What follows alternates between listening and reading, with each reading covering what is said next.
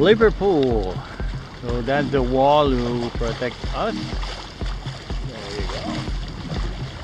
We just arrived from there. Yeah. So last time on WildChild, we dropped the hook just behind the protection of the rock wall in Liverpool, Nova Scotia. After a week of rainy, dreary, foggy misery, the weather finally cleared and we had a lovely sunset.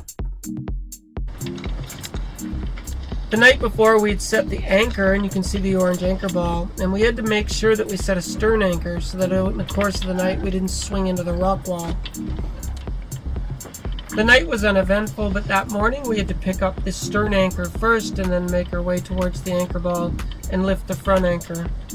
We headed out under sunny skies and calm conditions. Almost 8 o'clock Saturday morning. Look at that, yeah. The noise you hear, it's the breaking wave on that wall. So sunny day, yay. It's about time. So today it's a sunny day, a light wind, 17 knots, but we're going to run around the beam. We'll see when we're out there. And the goal is maybe 30 miles, depend of the wind. Supposed to die, that wind's supposed to die around 3 o'clock, 4 o'clock, so hopefully it will be later. We motored around the break wall, and it was interesting to kind of round into this 5-foot gentle ocean swell. It's a weird feeling in your stomach with that gentle up and down motion like that.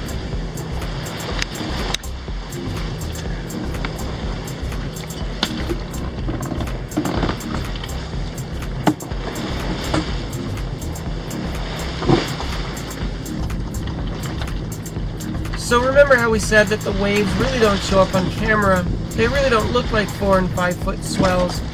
But when you look in the distance and you see the force with which the swells are crashing over those rocks, you realize there's quite a bit of force in there, and they're bigger than they look.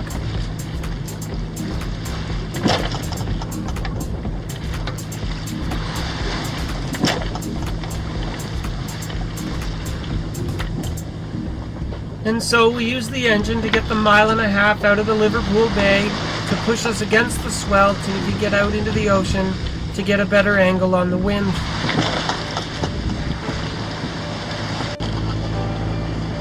We came out around the corner on a calm day in the sunshine. It was cold enough out to need gloves, motored around the corner, and just sailed on all day.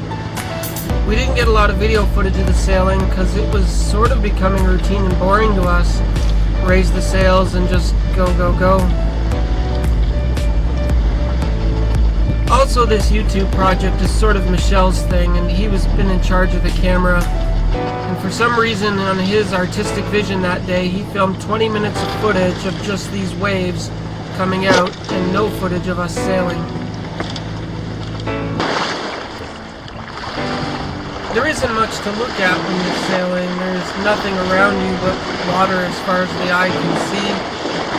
It's you and the sky and the wind and the waves. On a calm day like this, you're not taking a beating, so you can actually relax. Maybe it even gets kind of boring.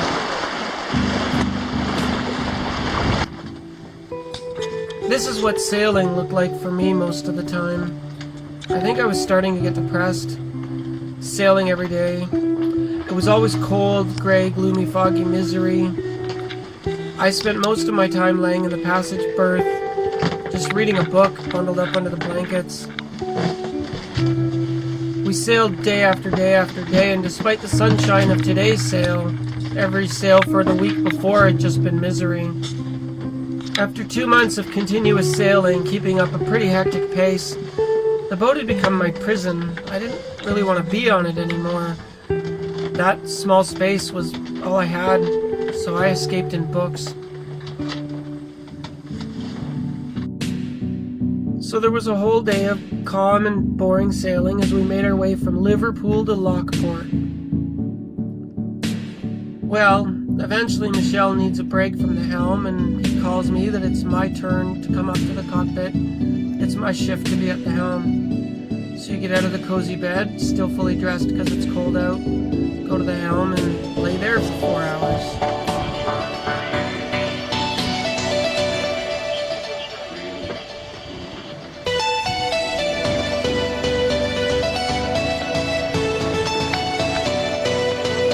And that's it. All day sailing like this. Have you ever heard the term sea legs?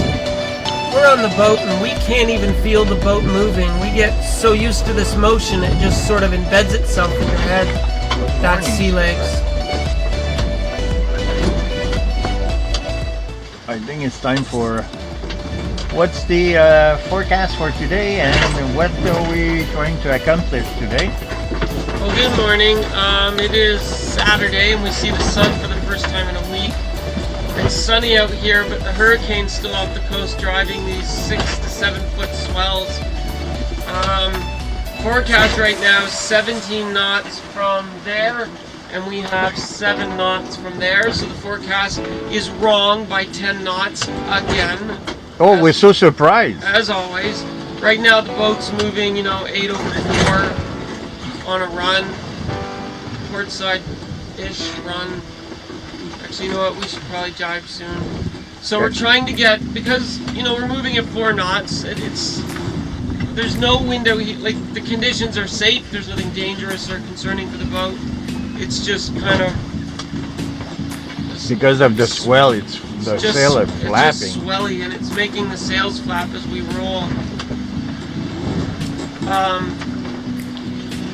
So we're trying to go where today? Yeah, so we're just going 30 miles up the coast. Like, Shelburne, Nova Scotia is 50 miles away, and if we had the 17 knots of wind they were calling for, we could get there. But, at 4 knots, we had a late start. We started at 8:30. 8:30 we're coming out, 8 o'clock we're lifting anchor. Late start, so it'll probably be like an 8-hour day. 8 hours at 4 knots if it holds. The wind's supposed to die completely this afternoon around 3, so 20 or 30 miles might be all we can do today. We'll see. And we just left, what's the name of the place we just left? Liverpool, Nova Scotia. Thank you.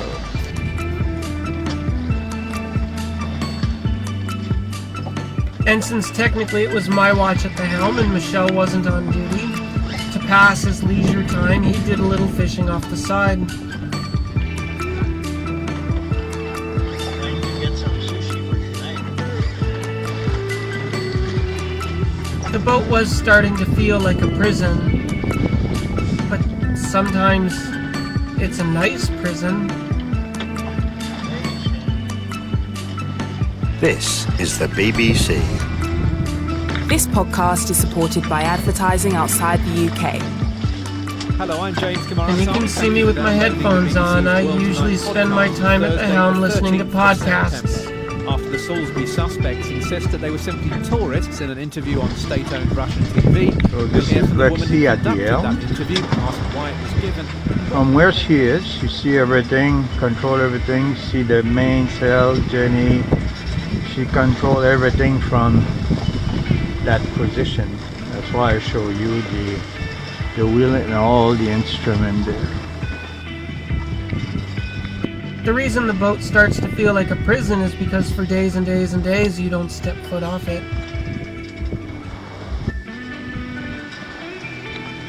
When Michelle's not on watch, and when he got bored with fishing, he just lays down and has a nap.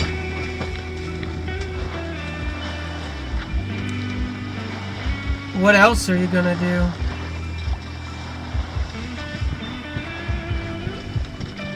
But hey, at least we're not at work being slaves with some idiot boss yelling at us.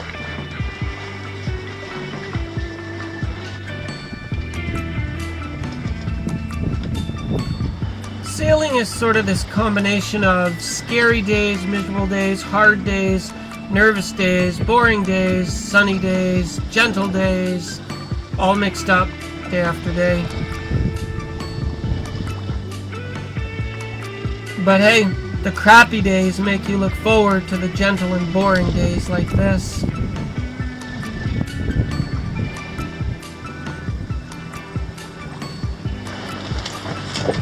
Eventually, after a full day of gentle sailing, we fell short of our goal of shell burn, and an hour before sunset we started to pull into Lockeport, Nova Scotia. So the whole point of an adventure is that you're going into the unknown and unplanned and you don't really know where you're going. As we pulled our way deeper into the channel, we saw that there was a bit of a harbor up around the corner to the left.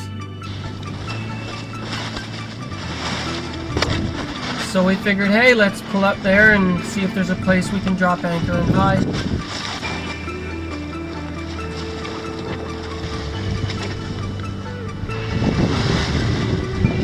It should be just around this corner to the left of that island.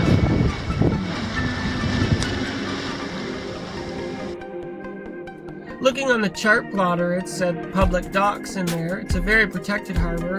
We checked the depths, and as long as we stayed in the middle, we should be able to make it to the public docks. And looking a little further ahead, we saw that there was a restaurant right there at the base of the docks. We thought, hey, maybe we can catch our first restaurant meal in a while, give ourselves a little treat. Have you ever walked into a room and just had a bad vibe from it? Have you ever been to a town where there's just a bad vibe? Lockeport had a bad vibe. We didn't catch on to it at first because we'd had such a good experience up to date. We pulled up to that public dock alone and walked up to the restaurant. There was just a bad feeling in the air, like sometimes those weird little mountain small towns that are just sort of wary of outsiders. There was a feeling kind of like that. Okay. Switch the motor, turn in. Okay. So we got WildChild secured at the very end of the dock because of our giant keel. Walked up and went over to the restaurant. The White Gull restaurant in Lockport's just a small family-run business. After some awkward conversation with the restaurant owner, we took a table, sat down, and ordered the seafood platter. The entire plate was deep fried. It was actually pretty gross and made me sick to my stomach that night. I had a hard time sleeping. My stomach was so upset. During the meal, we found out that they had Wi-Fi available because we wanted to upload another video to you guys. But they also informed us that it's not a public dock and they wanted $40 for us to spend the night there. But I had a bad feeling with the place. I wasn't going to give them the money. During the meal, they'd freely given us the Wi-Fi password. After the meal, I went to the boat to get my laptop, come back to shore to get closer to the router and upload a video to you guys. But they were peeking out the window, saw me using their Wi-Fi, and disconnected the router just so I couldn't use it. So screw it. After dark, we left the dock, went outside the harbor, and just dropped anchor for the night.